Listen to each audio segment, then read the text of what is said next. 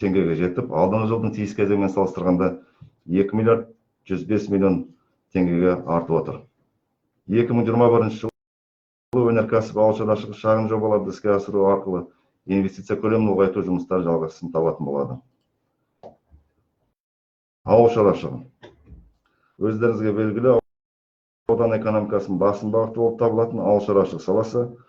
Осы салада өткен жылы өндірілген өнім көлемі 46 миллиард 188 миллион теңгені құрап отыр. Немесе 109,8% құрады. Оның ішінде мал шаруашылығы үлесі 28 миллиард 239 миллион теңге, ал егін шаруашылығы 17 миллиард 862 миллион теңге болып, 116,6% орындалды. Егіс көлемі 88,629 гектарға жеткізіліп, 4102 гектарға артып отыр, алдыңғы жылдың кезеңімен салыстырғанда. 2020 жылы арпа, бидай өнімдерінің 47,257 гектардан 115,780 тонна астық жиналды. Әр гектардан орта есеппен 24,5 центнерден өнім алынып отыр.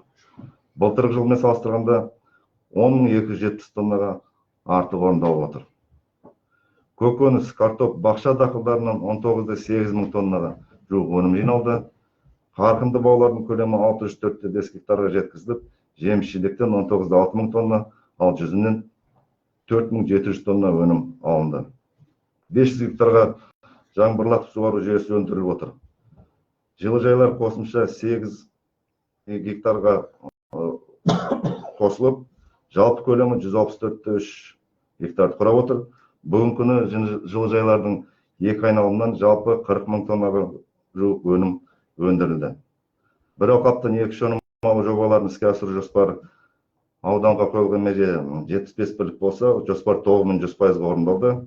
Аталған жобаға қатысушы шаруалар 2 өнімнен 7 мыңнан астам тоннаға жуық өнім жинап отыр. Алдағы жылдарда бір алқаптан 2 өнім алу жобасы өз жалғасын табатын болады. Мал шаруашылығы. Мал өнімдері 2020 жылдың қорытындысымен ет 25,8 мың тонна, сүт 56,900 тонна, жұмыртқа 7,200,000 дана өндіріліп отыр. Мал басы санын келер болсақ, ірі қара мал басы 85 мың басқа, қой ешкі 357 мың басқа, жылқы 34 мың басқа, құс 90,600 бірлікті құрап отыр. Сонымен қатар ауданда тек мал санын көбейтіп қана қоймай, мал басын асылдандыру жұмыстары да алға басып келеді. 2020 жылы ауданымызға шетелдерден 552 бас асыл тұқымды мал басы алып келінді. 2020 жылы 18 қараша күні облыс көлемінде өткен алтын күз 2020 ауыл шаруашылығы мерекесінде аудан диқандарының қажырлы еңбегінің арқасында астық өндіруден озатаудан, ет өнімдерін қайта өңдеуден озатаудан, агроөнеркәсіп кешені даму бағдарламасы көрсеткіштерін орындаудан Озат аудан номинациясы бойынша жүлделі бірінші орынға ие болды. Бюджеттік салықтық саясат. 2020 жылы аудан бюджетінің көлемі 26 миллиард 878 миллион теңгені құрады. Бюджеттің 81,4%, немесе 21 миллиард 878 миллион теңгесі әлеуметтік салаға бөлінді. Жергілікті бюджетке түскен салықтар мен басқа төлемдер жыл қорытындысымен 2 миллиард 56 миллион 600 мың теңгені құрап, жоспар 10,6%-ға артығынан орындалды. Бюджеттің шығыстар бөлігінде жоспарлаған 26 миллиард 878 миллион теңге, қаржының 26 миллиард 877 миллион теңгесі игеріліп, 100%-ды құрап отыр. Денсаулық сақтау саласы. Қазығұрт ауданы бойынша коронавирустық инфекциямен ауыратын науқастарды емдеуге жатқызу үшін өткен жылы 20 инфекциялық төсек орын ұйымдастырылған. Ковид тіркелген жағдайлар саны 43, оның ішінде симптомы бар 17, симптомы жоқтар 26. Жазылып шыққандар саны 41, стационарлық ем қабылдап жатқандар саны 2. Пневмониядан қайтыс болғандар 11 науқас. Коронавирустан қайтыс болғандар тіркелмеді. Аурушаңдықтың төмендеуіне байланысты облыс аумағында карантиндік шектеу режимін жеңілдету мақсатында Түркістан облысының бас мемлекеттік санитарлық дәрігерінің қаулысы негізінде облыс аумағындағы бірқатар нысандарға, оның ішінде мәдениет объектілерге, кітапхана, мұражайлар қызметі, дін объектілеріне, тағы басқа қызметтерге рұқсат берілді. Жалпы пандемиядан сақтанудың, ауырып жатқан науқастардың санын азайтудың басты жолы ол әрине сақтық шараларын күшейту. Көпшілік орындарға тек бетперде тағу, әлеуметтік қашықтықты сақтау. Бүгінгі таңда Қазығұрт ауданы бойынша келісімшарт арқылы Сарыағаш аудандық вирусологиялық зертханаға сынама тасымалданады. 12 айдың қорытындысымен 16.663 тест өткізілді. Орта есеппен күніне 150-160 алынып отырды. Қазығұрт ауданы бойынша 16 өкпені жасанды желдету аппараты мен медициналық көмек көрсетуде. Аудандық аурухана бойынша орталықтандырылған оттегі қосылатын 65 нүкте бар. Оттегі концентраторы 40 данасы бар. Өздеріңіз білесіздер, осы пандемия өршіп тұрған кезінде біздің ауданымыздың кәсіпкерлері өз қаражат есебінен қосымша біздің аудандық ауруханаға оттегі концентраторларын табыстап беріп жатты. Сондықтан осы сәт пайдаланып, осы біздің кәсіпкерлерімізге алғысымызды білдіреміз. COVID-19 аурушаңдарының шарықтау кезеңдерінде ауданымыздағы медициналық ұйымдарда оттегі баллондарын тасымалдаудан бірқатар қиындықтар туындаған болатын.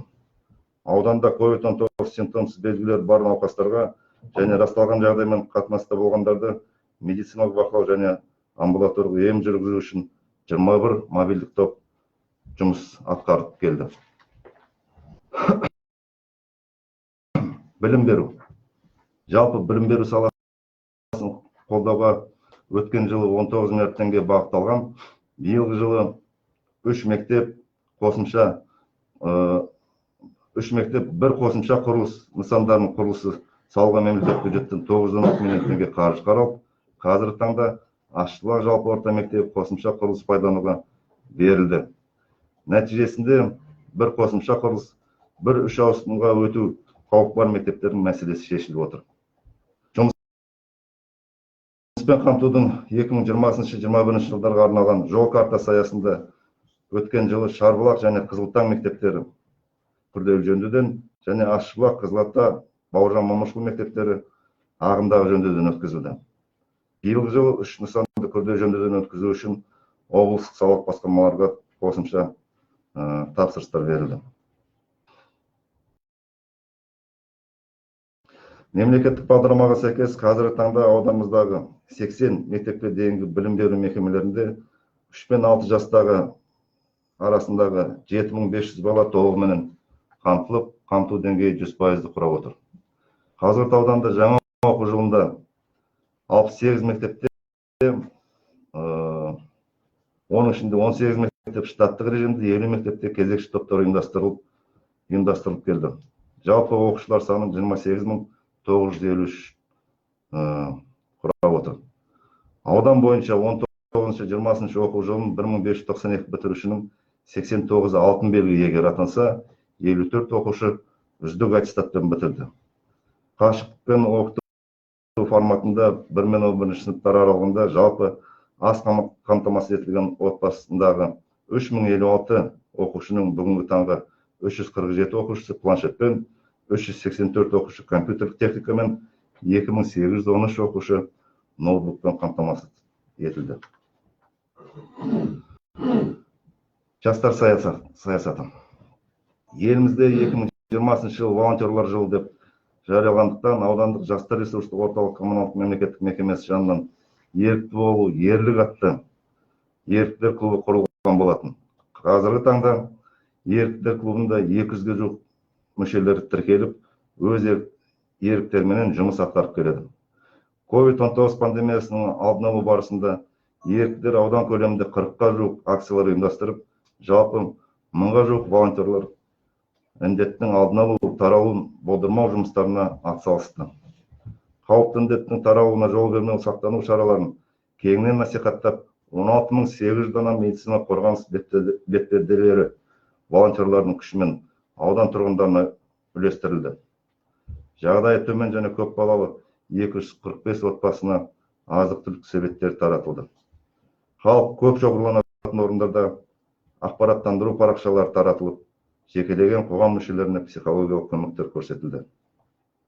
Сонымен қатар Нұр Отан партиясының Жас Отан жастар қанатымен бірлесе отырып, шипа жобасын жүзеге асырып, бірінші қажет талап ететін 10 отбасыға дәрі-дәрмек қобдишалары үлестірілді.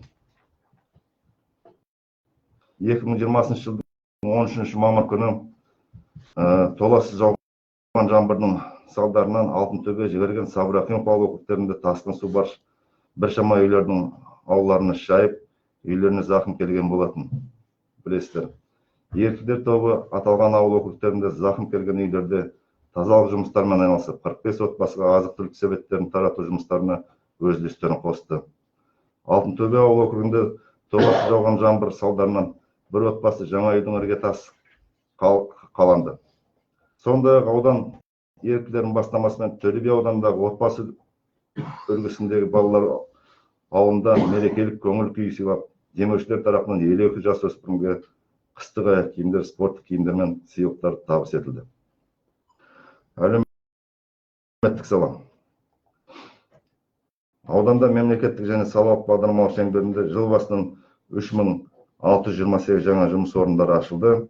Нәтижесінде жұмыссыздық деңгейі 4,9%, ал жастар жұмыссыздығы 2,1% құрап отыр.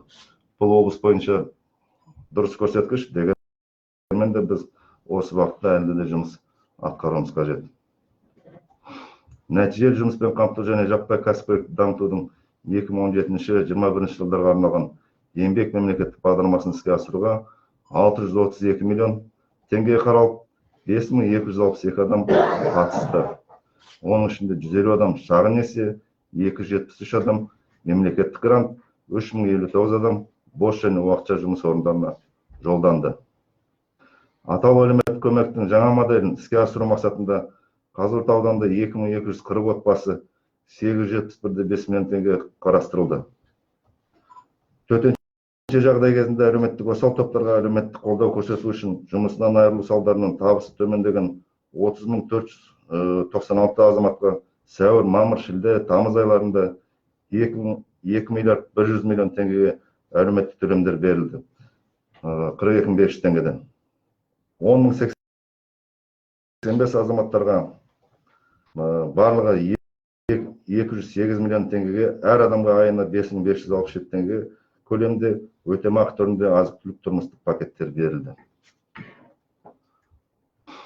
Аудан көлемінде кәсіпкерлер есебінен әлеуметтік жағдайы төмен отбасыларға нақты осы Қаракөз Абдыриев ауыл округінде 4 отбасыға тұрғын үй берілген болатын, өздеріңіз білесіздер. Осындай Алтынтөбе ауыл округінде де бір тұрғын үй, Сабыр Ақимов ауыл округінде бір тұрғын үй сыйға тартылды. Алдағы уақытта осы Шарбұлақ ауыл округінде 3 пәтер беру жоспарланып отыр. Сонымен қатар біз өткен жылы республикалық бюджет есебінен 58 миллион теңгеге 8 тұрғын үй сатып алынып, жағдайы төмен отбасыларға, кезекте тұрған отбасыларға таратылып берілді. Мынау енді карантин режимге байланысты өздеріңізге белгілі, біз біраз мәдени, спорттық іс-шаралар жоспарлаған болатынбыз. Олардың бәрі өз кезегімен өтіп жатты, бірақ басым бөлігі онлайн форматта өтті.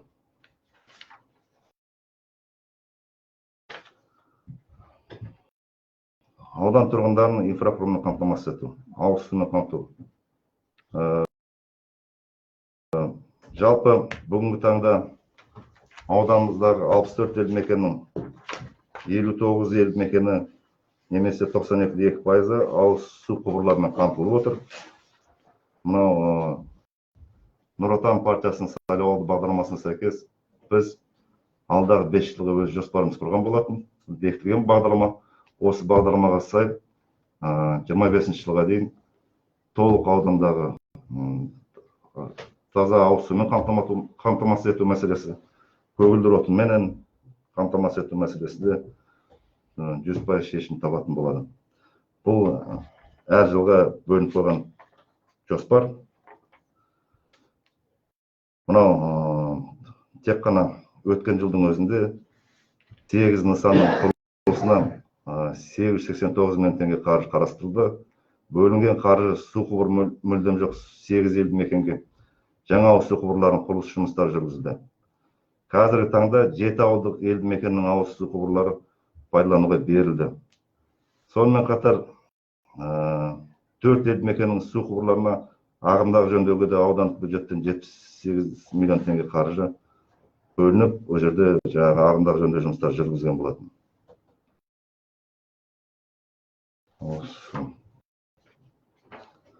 Табиғи газбен қамту мәселесі.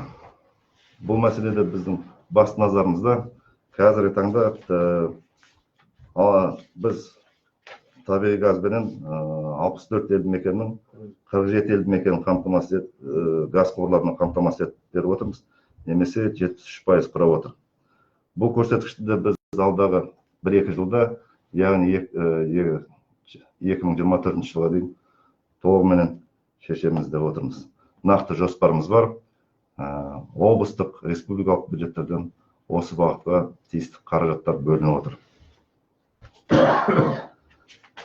Электрмен қамтамасыз ету бойынша да осындай жоспарлы жұмыстар жүргізіліп келеді. Жалпы айтатын болсақ, елді мекендердің бәрі электр желілермен қамтылған, дегенмен де бірақ тозығы жеткен бағаналар, тозығы жеткен қуаты жетпейтін трансформаторлар бар. Осының бәрін біз кезең-кезеңменен мынау ауданымыздағы оңтүстік жарық транзит мекемесімен бірігіп атқарып келеміз.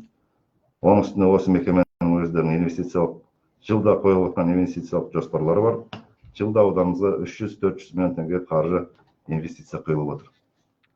Биылғы жылда мынау жоспарға сәйкес республикалық бюджеттен қаржылар бөлінген. Бірқатар елді мекендерде жаңа электр желілері жүргізілетін болады.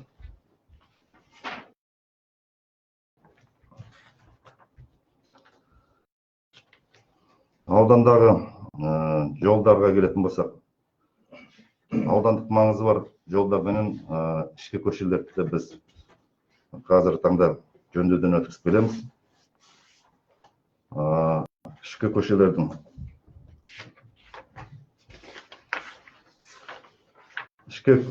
көшелердің ұзындығы 812 шақырым құрайды аудандағы. Оның біз қазіргі таңда 51%-ын қанағаттарлық жағдайға жеткізіп отырмыз. Сол сияқты аудандық маңызы бар жолдарында қанағаттарлық пайызын алдағы уақытта 53%-ға жеткізетін боламыз. Біраз барлық ауыл округтердегі ішкі жолдарды біз ауыл округтердің әкімдерінің берген ұсынысы негізінде, сол жақтан сайланған депутаттардың берген ұсынысы негізінде біз жоспарлап отырмыз. Осы жоспарға сәйкес биылғы жылда жөндеу жұмыстарын жүргізетін боламыз. Жалпы атқарылған жұмыстардың туралы мен қысқаша айтайын дегенім осы. Ал енді мынау осы Қаракөз Абдалиев ауыл округіне қатысты айтатын болсақ, өздеріңізге белгілі, Қаракөз Абдалиев ауыл округі ауданымыздың ең ірі, халық саны көп ауыл округтерінің бірі. Сондықтан да бұл ауыл округтың дамуы біздің басты назарымызда. Соңғы 5 жылда тек қана Қаракөз Абдалиев ауыл округіне 5,5 миллиард теңге инвестиция тартылған болатын. Бұл түрлі салаларға жұмсалған қаржылар, республикалық бюджеттен, облыстық бюджеттен жұмсалған қаржылар. Биылғы жылы айтатын болсақ, жалпы республикалық маңызы бар, облыстық маңызы бар жолдарымыздың бәрі жөндеуден өткен. Ендігі жерде біз аудандық маңызы бар жолдарды реттеуге бет бұрып отырмыз. Нақты айтатын болсақ, ішкі көшелер 68-де 8 шақырымды құрайды. Оның ішінде 31-де 8 шақырым немесе 46-да 2% жақсы және қанағаттарлық жағдайға жеткізілді. 2020 жылы 6 шақырымды құрайтын 86,5 миллион теңгеге Қызылдала елді мекені Төле шақырым көшесіне, Еңбекші елді мекені Алаш, Бағаналы көшелерінде орта жөндеу жұмыстары басталып, биылғы жылы жалғасын табатын болады. Себебі бұл өтпелі жұмыстар. Биылғы жылы Рабат елді мекеніндегі Байтерек көшесінің 1,8 шақырымына 31 миллион 500 мың теңге орта жөндеу жұмыстары жүргізіледі.